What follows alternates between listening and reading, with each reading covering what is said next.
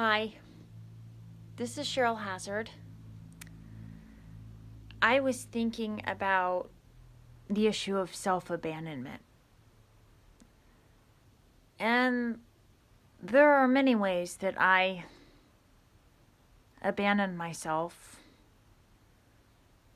and ended up hurting myself because I abandoned myself. When I was in a state of depression, I slept around and I ended up with HPV.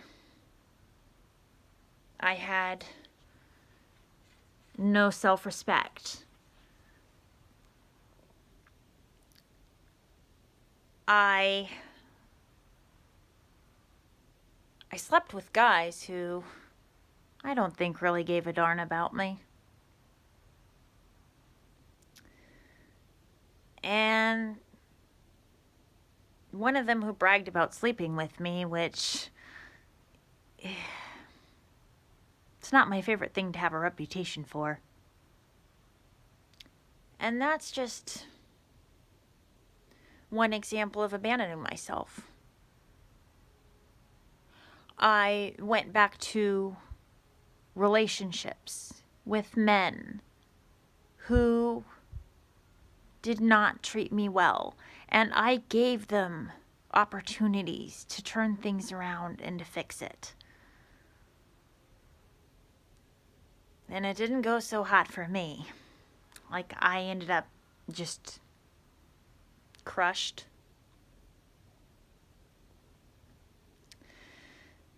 Another example of abandoning myself was that I've had ideas for things I could have done that could have been financially lucrative, possibly, but I never took the initiative to start on those ideas. And who knows what I could be or have accomplished had I just tried.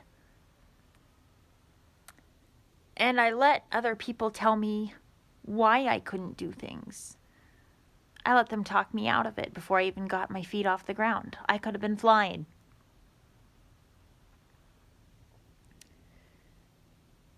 So, what I want to tell you is that don't abandon yourself. Learn how to be gentle with yourself if you've been abused or faced some sort of disappointment in your life. If you made a choice that didn't work out, be gentle with yourself.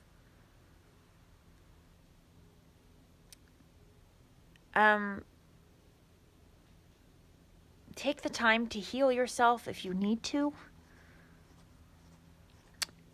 You know, right now, I'm trying to get myself in a state of better health. I've been struggling to breathe and very fatigued and tired, and I'm taking supplements to try to improve my health. Because right now I'm having to do things as a single mom. And that's hard to do on its own, but throw in bad health and it's just not fun. You know, it's hard to, do things when you got to go to the grocery store and you're struggling to breathe just to walk through the grocery store. So I'm having to learn to really put the take care of myself into it. And me, I'm somebody who likes to share the information about supplements and how it can benefit somebody, how it can help with their health. I really like to make a positive difference, and I give people advice and all sorts of stuff. But when it came to putting myself first, that's kind of foreign. So I'm starting to work on just taking care of myself and supporting myself and trying to rebuild my life. I'm that woman that needs a divorce. And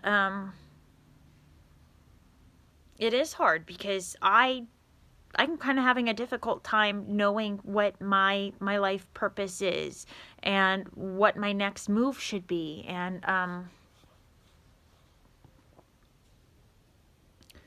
what it is that I'm meant to do and what's the right fit. And and learning how to make my life work, learning what works for me, as opposed to what everybody else thinks I should do. It's like everybody else wants to tell me what should work and what shouldn't work for me. And you have 50 voices in your head telling you what you should do, and I can't process 50 voices in my head telling me to do. It comes out like a jumbled heap. Sometimes I just have to stop and think to myself what seems right or what feels right. And so what I want to say is just don't abandon yourself. Be there for yourself. You might go through some difficult transitions in your life. You might be going through one right now. And that's okay. Just don't abandon yourself through it, okay? Don't hurt yourself through it. Don't do things that hurt yourself through it. You might be going through a breakup. You might go through a job loss. You might go through your health sucks monkey butt, like me. You might have been going through a family member just passed away.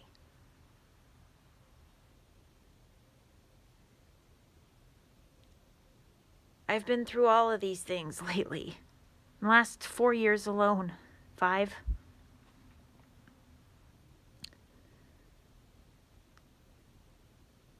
And the thing is,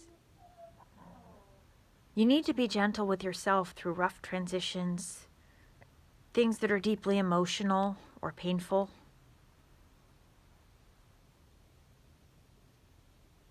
Because in the end, you're left with you and your choices that you make, and you want them to be good. And being gentle with yourself is making a good choice. Learning to be your own best friend, learning how to treat yourself and take care of yourself well, it is a good choice. Make that choice. Go for it.